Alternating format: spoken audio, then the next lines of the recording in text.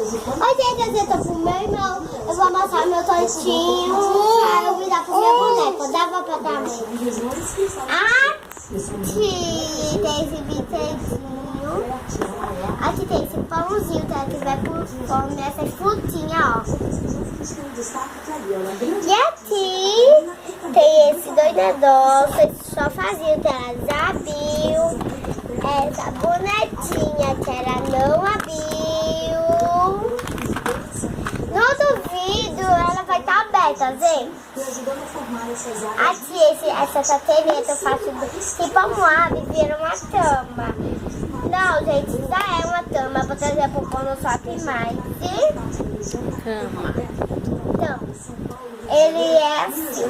Tem lugar pra tirar essa tá. Mas a gente toma assim de verdade, se não fecha, senão vai ser muito pesado. É um tapetinho. Só que você botar assim. Ai, meu Deus, tu tá dando em mim.